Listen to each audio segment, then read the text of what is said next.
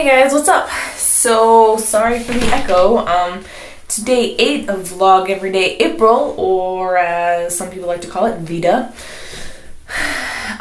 So I'm in the bathroom because it's nighttime and this is the only room with decent lighting. So figured that was the best idea. The bathroom is freaking beautiful. I don't know if you've seen it on Facebook or anything, but it is newly remodeled as of last spring, so it's fantastic. It's a little dirty. Don't look too closely. Here it is. Shower, awesome tiles, shampoo and stuff, things and stuff. Yeah, pretty fantastic if you ask me. Joey did a great job. Did you see the tiling on the floor? I don't know if I showed that. Yeah. So it's pretty great. Anyways, so today's Tuesday, which means it's Reviewsday Tuesday, obviously, and I thought that I would talk about real quick the book that I'm reading, Feed. I'm just going to go ahead and hold this up forever so that hopefully it will end up in the thumbnail. Just kidding. So, alright, so I've only read this much of the book. It hasn't really gotten interesting. No, it hasn't really sucked me in just yet. I could not read it and be okay, but sometimes I read other books and I am constantly thinking about the book and I just need to get back to it and finish it. In March, I read 3 books, which to me seemed like a lot for 1 month. I read every day, and if I wasn't reading, I kept thinking about the book that I was in the middle of, and yeah. So it's been cool. I've been trying to read more lately and be always reading and stuff, and it's been great. It's a good thing. And I posted this video on YouTube, on Facebook one time about, it was a guy's video about why we read books and stuff. And I thought he was so right that it allows us to have these experiences and be these people that we would never have the chance to be or experience otherwise. And so I think that's fantastic, and that's why I read. I'll put the link to that video in the description. So I wanted to tell you about this book and read you a little excerpt of it. So this is Feed by M.T. Anderson. It's a total sci-fi futuristic thing where technology is super advanced and the world is totally different. And really it made me feel like a 60-year-old man talking to a 14-year-old child or something, because some of the words I just don't understand, and it's what is happening here? A lot of what is going on, what am I reading stuff. I wanted to just give you an example of that from page 4.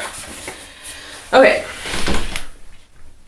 The thing I hate about space is that you can feel how old and empty it is. I don't know if the others felt like I felt about space, but I think they did, because they got a lot louder. They all pointed more and squeezed close to Link's window.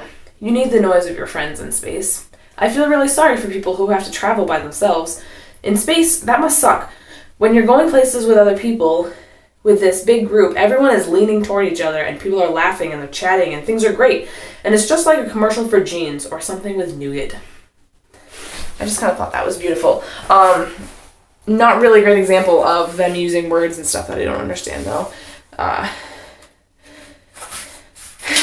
Well, yeah, I just thought that was great, and I need to use that more, describing people's happiness by referring to a commercial for jeans. Sounds about right.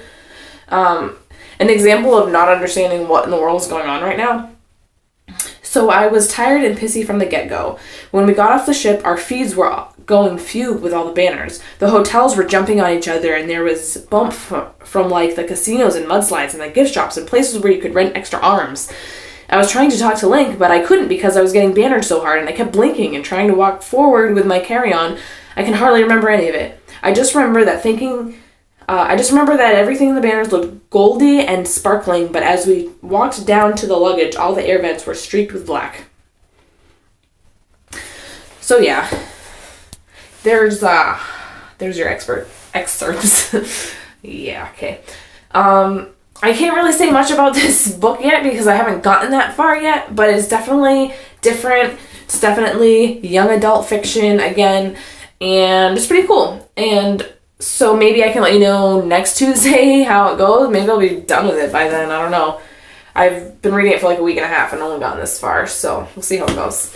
But that's what I'm reading right now. I feel as though, since it's Reviewsday Tuesday, I might as well talk about Divergent real quick, which I watched a couple of weeks ago. And as you probably remember that in my sibling rivalry video that I said that we should all go see it. Still stands true today. So I went to see this movie with my husband and my bestie, who had not read the book and who probably really don't have the same taste in movies as I do, but they both actually thought it was really good and interesting, and it's, you know, sci-fi-ish style, but in my opinion, it is, you know, action-y enough to be interesting, but realistic enough to be believable, and there's just enough, like, romance stuff to be interesting, but not so much that's just silly, and, you know, it's sci-fi-y in that it's kind of its own world, I guess, you know, and I learned this a couple weeks ago when we had the show The Giver at the at the Whaling Museum, I guess, that it was post-apocalyptic,